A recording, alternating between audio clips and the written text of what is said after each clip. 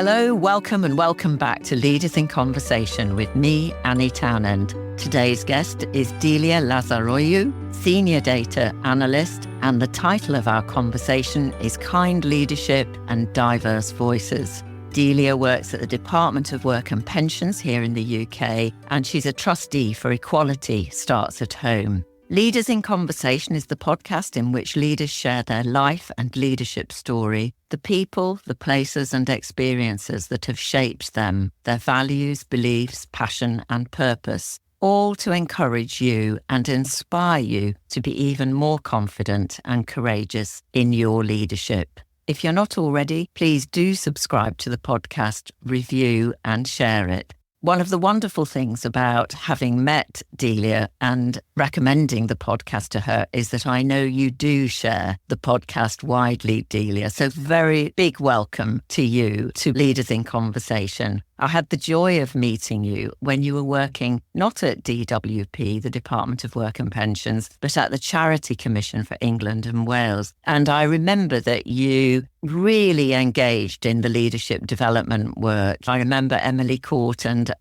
we talked about the three principles of engage, being engaging, building your relationships and managing your impact, the three principles of engage from future, engage, deliver. And you did all three of those things. You were extremely engaging. You were very quick to build a relationship with both myself and Emily, and very much managing your impact and being considerate of your impact on others and being conscious of that. So I'm really excited to be in conversation with you today and to hear more about who you are and your passion and purpose. Thank you so much, Annie. I'm so glad to be here today. I've been listening to your podcast, and as I shared with you before, it was lovely to always listen, to feel how you are holding your guests and how you're supporting them to share their stories. Many stories I resonated with. There was somebody who was also an immigrant from a different country sharing her story about creativity and the family values. Thank you so much for the kind introduction. You're very welcome. I'm looking forward not only to hearing your story, but also to the insights that you, I know, are going to offer to all leaders, but especially to leaders who maybe have had less experience in a more senior leadership role, but who are already leading. And your first insight is making progress by aspiring to be the least knowledgeable person in that room, which is already intriguing. The second one is finding your tribe and thriving. The third, living in and leading with gratitude. And finally, living a meaningful life as a leader, helping others and offering kindness. So over to you, Delia. Who are the people, places and experiences, the turning points in your life that have made you the leader that you are today? The last thing I'm going to give insight on, the gratitude, it actually links very well with who I am, because I came to the UK 7 years ago. But before that, I lived in Romania and I was raised by my grandparents, by my grandma and my grandpa. My mom was also involved, but they were the main figures in my life. And from grandma, really, I learned how to be grateful for everything you have, how to offer kindness,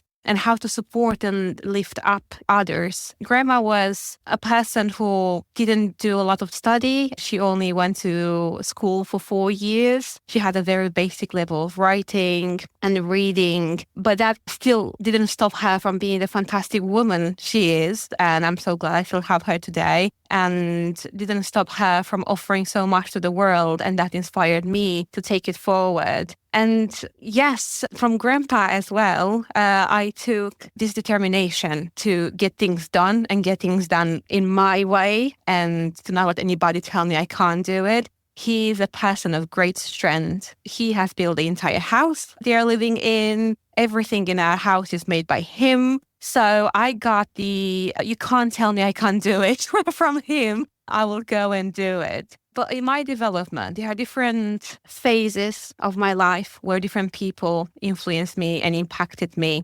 So after leaving my hometown and coming to England, that was the first time I left the country, came to a complete new country, complete new culture, never left my village really. Delia, what was the prompt for you to leave your village to come to the UK? I think it's exactly the point I wanted to make about making progress by aspiring to be the least knowledgeable in the room. I always thought, okay, so where can I go? Where's the furthest I can go? And I still have a chance to get in and to learn from other people who know maybe more than me. And that was England and studying abroad for me. I was thinking, I can just aim for that. Let's see what's going to happen. And I've got accepted to all 5 universities I applied for. And that's why I encourage people to do that, because I did it. But I don't think I was very aware of how scary it could be, which is great because at that age, I was 19. You don't really think about all the consequences. So I came to the UK. I went to my first day of university. And bear in mind, my family doesn't speak English. My friends don't really speak English fluently. In school, we had 1 hour of English per week. And I went to the first lecture and then I realized I don't really understand what they're saying. They were speaking so quickly for me.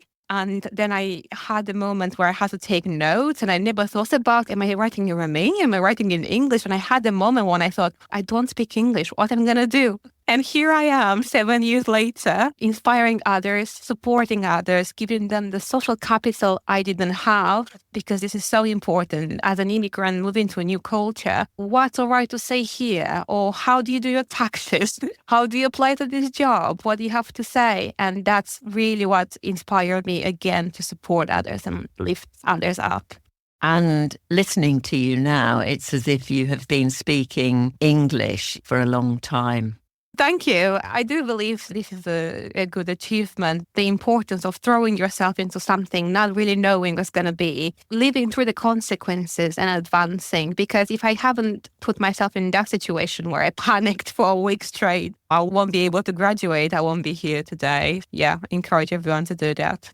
A real encouragement there to go for something even when you don't know what it's going to be like, how it's going to be like, and in fact being open to not knowing in the moment, which is very like leadership, because so much of leadership is stepping into the unknown. Obviously there are guidelines and we can learn from each other and learn from the help that's given to us by others. And this is something that's really important to you, I think, is helping others and the people who've helped you along the way.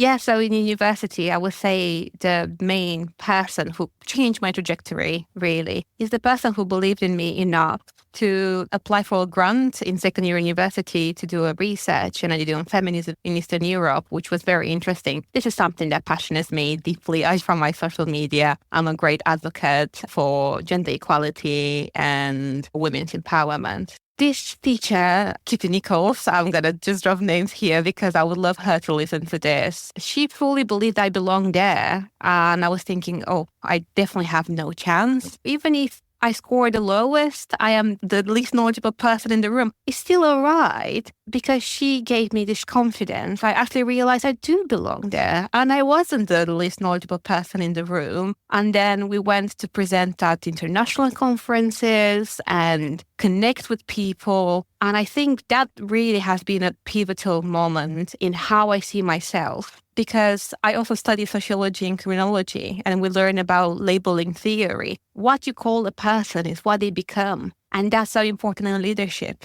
I'm calling you great enough, smart enough to do this, to be independent and go and do it. You don't need my help. You have all the tools. And telling people that makes people that. So I think that's really, really beautiful.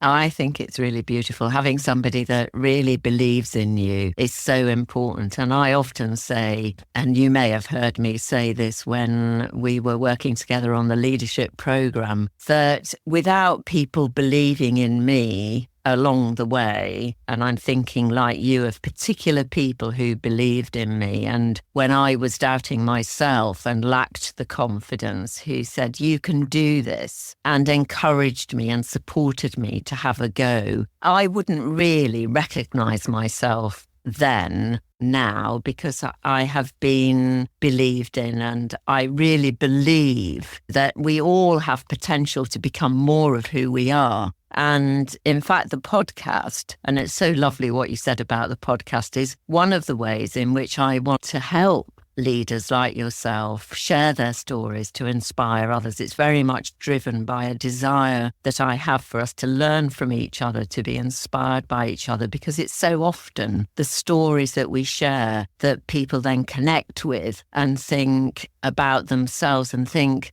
if they can, I can. Or, yes, that's how I felt then, and now I feel different, or I feel more able to do something, more encouraged. And I think already people listening to our conversation will be massively encouraged by your stepping into the unknown, not really knowing you were stepping into the unknown, but not really knowing what you didn't know.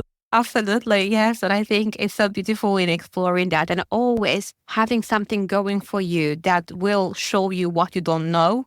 And actually, my partner always says, like, when did you apply for that? Like, I don't have any idea when you apply for all of these things and you go to all of these things, because I always have things going that gives me energy and I can give back to people. And I encourage people to step into this rhythm. And if it works for them, to go for it. This is how you actually can connect with other people as well. And you can find more about yourself. I had an idea and I want to tell you about it. It was about finding your tribe and people who believe in you, because it's very easy to isolate yourself when you come into a new environment, when people don't speak like you, they don't have ideas like you. But what really worked for me, and again, it's another encouragement to young leaders, is to go out there, even the things that they think might not be directly related to what they're doing, and just speak with people and go and connect, and always seek at every event you're going or every organization to find that person that resonates with you, and then you gather your tribe slowly. I feel like I did in the past few years in Charity Commission, Department for Work and Pensions, and these fantastic people I found and I connect, and they do power my energy every day. And this makes a huge difference on just how you look at the world and what you want and how you see yourself in the mirror. And you've mentioned both places in which you've worked and are currently working at the Department of Work and Pensions. And for listeners who don't know, that is a part of the civil service, as is the Charity Commission. So both of your jobs, your roles, have been within the civil service. And there's something about being in the civil service. Where have you found your tribe, your people? Yes. And actually, I had two other roles before. One of them was in the public sector, but not civil service. And the first one was in the private sector. And after these roles, I understood that this is where I belong, in the service of people. I believe in supporting others and having a greater impact on the world, and I always aim to do so. It was really clear to me, actually, when I spoke quite recently with a recruiter who called me. I said, I don't want to go in the private sector just yet. Maybe I'll change my mind if it has a great mission. But the mission is really important to me, as is very clear from the things I do outside my job and how I aim to develop myself and how I aim to support gender equality again through my role as a trustee. This gives me great reward, really. And it just feels right. And you know when it feels right. And it's so important, isn't it, to work in an environment that feels right and that you are able, as you are, to align with. So your passion and purpose to be in service aligns with that of the organisation within which you work, which is the civil service, in service of others to make it better for others. And you're very much about helping people to make it better for them and to do that with kindness. You've also mentioned, Delia, which I'd like to pick up on with you, is your dissertation, which was on feminism in Romania. You're very passionate about all things gender equality. Where has that passion come from? Going back to who raised me and the great qualities I saw in grandma, and that inspired me to be a better person. Growing up and developing this analytical way of thinking, I also understood the chances that they didn't have and they couldn't have in the village we were coming from. and a lot of situations that didn't really sit right with me. And then as I advanced in civil service, I advanced in my professional role, I also understood that we are actually not as advanced as people want you to believe in terms of equality. There is so much to do, and there was so much to do a few years ago, especially now in the context we are living today with everything that's happening in the West, but also everything that's happening back home. It feels like rolling back, and it's very hard to just be a witness and do nothing. And that's why I also wanted to get involved and to have my little contribution. And I do strongly believe, as a feminist, as a human rights practitioner, we are not all free. So I'm not free until we are all free. And I feel like we are so far away from being all free. And actually, it seems a bit even more scary than it was in the past few years. And I was actually thinking recently what I can do more. And I think it's great if you can take people on this journey with you so you can do more together. People have taken me on their journey. And also very important, I want to mention this one. I wasn't always so open and feisty about it because I came from the environment I came from. We never discussed equality in school with my friends or patriarchal society, any of these terms. And I really resisted them in university, to be honest. I've done my research because I had to do it, but I was still unsure. And slowly I progressed and I took this path. And this is why now I have so much patience with people who are taking this path. And I'm calling people in, not calling them out, because there is so much division out there. We don't need another person to call out somebody, to tell them, oh, you're a bit silly for this. Oh, you don't know anything. Just have patience with people. And again, inspired from my own path. And looking back 6 years, I know if you believe in people and if you support them, they will get there. It's lovely what you say, Delia. And I think the phrase calling them in, that often it is ignorance and or prejudice based on not really knowing that unknown. And so the way in which you are being very open to the not knowing and then being open to being helped and guided and supported in return, guiding, helping and support women especially. And I think what you say about calling people in and educating and helping each other is so important, particularly in a world where there are countries and places where freedom of speech, being able to be educated, to be able to make choices, to have the freedom to walk freely, to talk freely, is being restricted and constrained more in some countries right now. And that brings me to a sense of gratitude that I have, that I live in a country where there is a civil service of which you're part and that people like you are part of it, but also that there is freedom. I realise I feel grateful every day that I have the freedoms that I've got and that not everybody does in this country. We're speaking in the UK today. But nevertheless, there are more freedoms available to me and more responsibility that come with that. And I get from you a strong sense of responsibility towards helping others.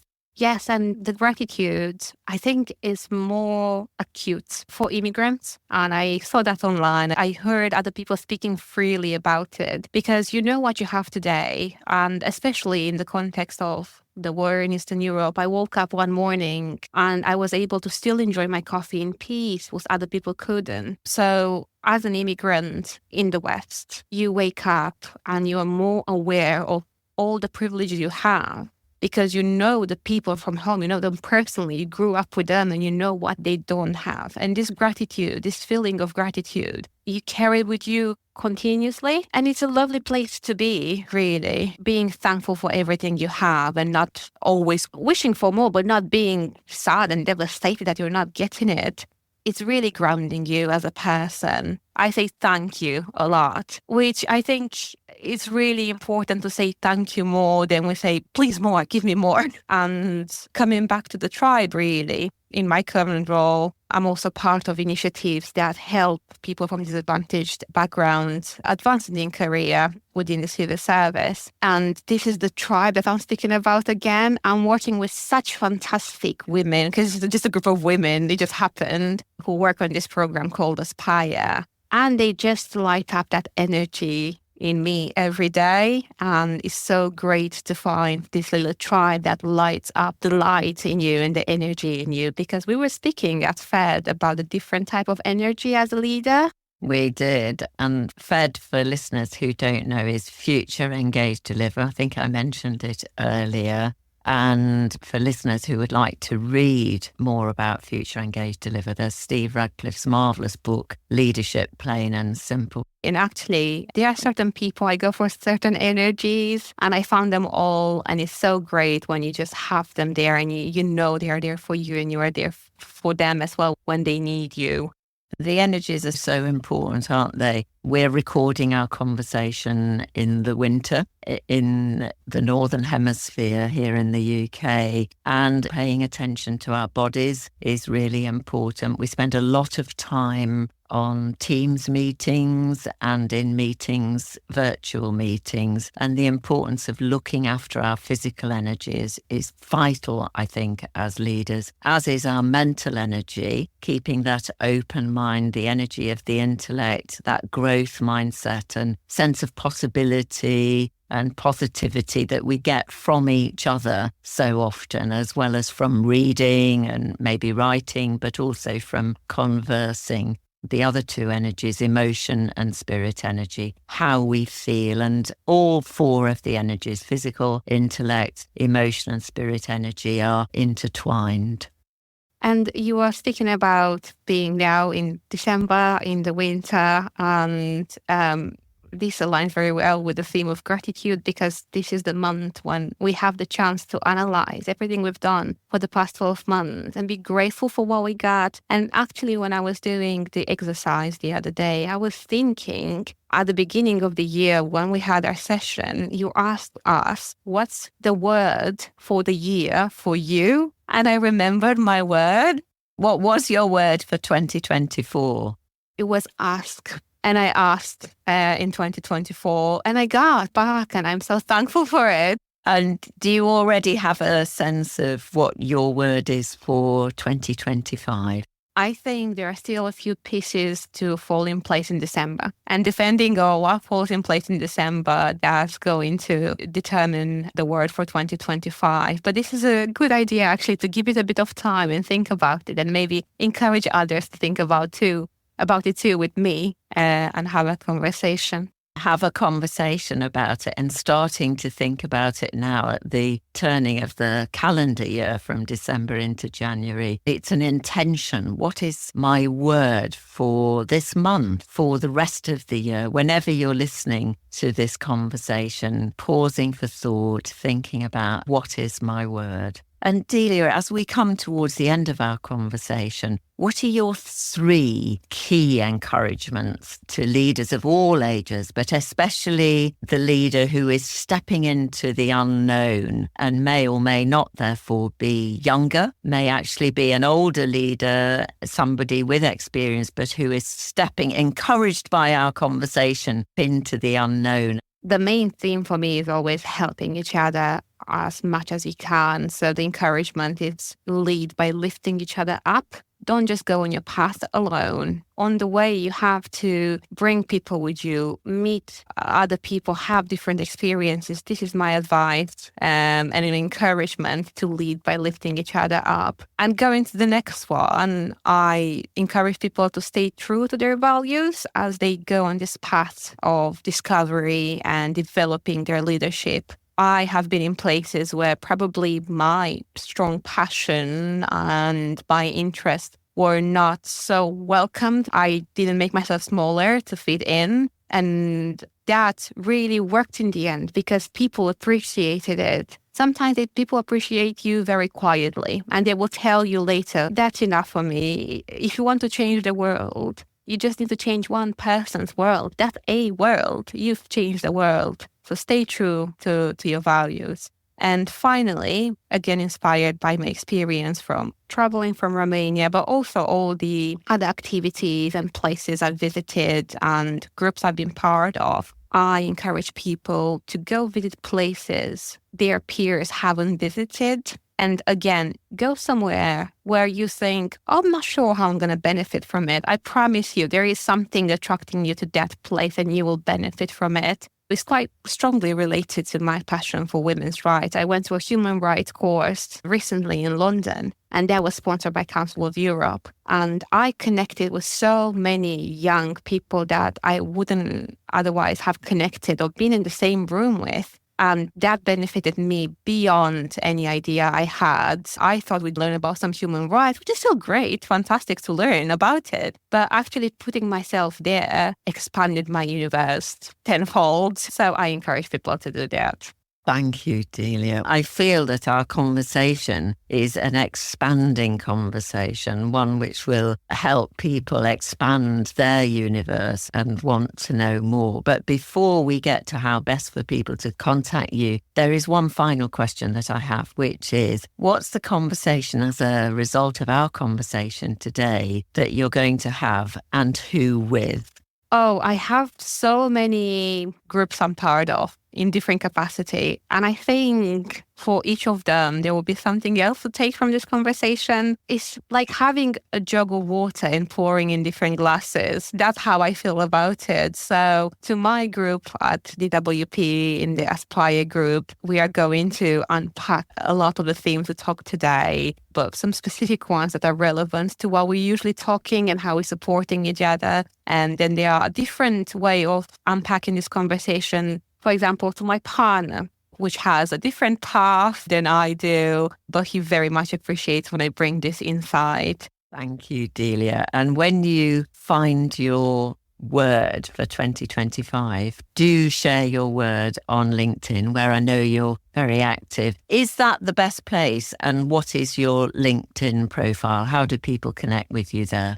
Yes, I always encourage people to find me there. My name there is Delia Lazaroiu. You'll find me there and just drop me a message. I'll always be there to respond. And I can vouch for that. You are so amazing at engaging with people and connecting with people. And I know that you will. So I encourage anybody who's listening to reach out to you to have a conversation with you. Before I come to say thank you to you, I just want to invite people to listen to other leaders in conversation with me, Anni Townend. Delia, you said you'd listened to many, if not all, and how well held you felt each of the guests had been. Do you have a favourite episode that you would recommend to people? I do have a favorite episode. I can't remember everybody's name because there are so many fantastic people who spoke with you, but I do know that wonderful woman was from Netherlands. Karin Borst. Yes, and she was speaking about creativity. And as I was listening to it, I actually took my phone out and I took some notes.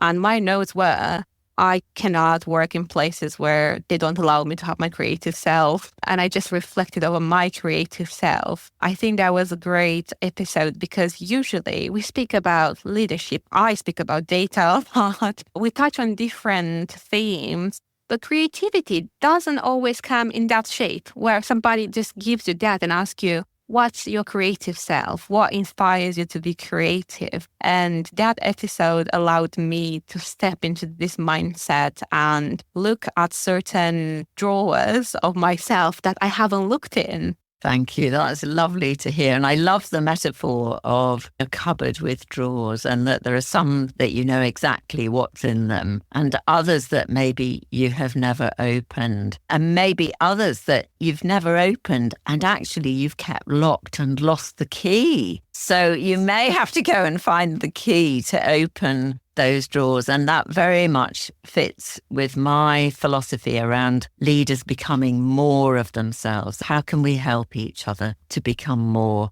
of ourselves? And it's lovely to hear that Karin helped you to open more drawers and bring more creativity to your leadership and to your data analyst work. Oh, really is. And that data analysis and really this discussion with Coco, the fantastic woman who's doing your sound for the podcast, made me realize that patterns is how I work. And there's so much creativity in patterns, isn't it? And she was speaking about her patterns in music. And that's why I'm attracted to data, because there are clear patterns there, but you can keep developing and growing and discovering new and then just having the solutions for the rest. And just returning very quickly on the point of creativity. Also, that's why it's very important to go out there and speak with people that you would not speak with normally and go in places you would not normally be, because that's when some people open certain drawers in yourself that you are not able to do it alone or in just your comfortable